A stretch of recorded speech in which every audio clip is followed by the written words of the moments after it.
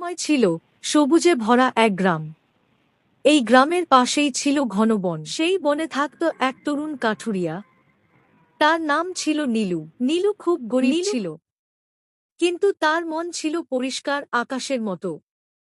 প্রতিদিন ভোরে নীলু কুড়াল কাঁধে নিয়ে বনের পথে হাঁটত।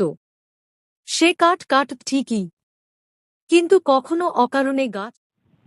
এই গাছটা বুড়ো, এটা কাটলে নতুন নীলু বিশ্বাস করত গাছেরও জীবন আছে, শুধু তারা কথা বলতে পারে না।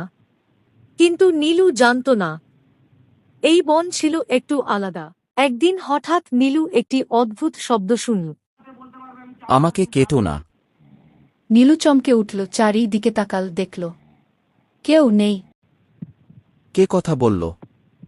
আমি এই বন। তোমরা কি সত্যিই কথা বলতে পারো? আমরা সব সময়ই বলি, মানুষ শোনে না। নীলু ভয় পেল না, বরং সে মাটিতে বসে রইল। সেদিন নীলু কুড়াল নামিয়ে রাখল, সে গাছের পাশে বসে রইল। পরদিন নীলু গ্রামে ফিরে গেল খালি হাত। আজ কাঠ, আজ বন আমার সঙ্গে কথা বলেছে। হেসে উঠল, কিন্তু নীলু হাসল না। কয়েকদিন পর গ্রামে দুর্ভিক্ষ এলো। কাঠ নেই, খাবার নেই, সবাই বনের দিকে ছুটল। লোকেরা গাছ কাটতে শুরু করল, বিনা চিন্তায়, বিনা দয়ায়। নীলু দৌড়ে সামনে দাঁড়াল। লোকেরা থমকে গেল। গাছ না থাকলে আমরাও থাকব না। একটা গাছ আজ কাটলে 10টি গাছ কাল লাগাও। আমরা বাঁচতে চাই। নীলুর কথা সবাই মানল। কয়েক মাস পর বন, নদী ফিরল, খাবার ফিরল।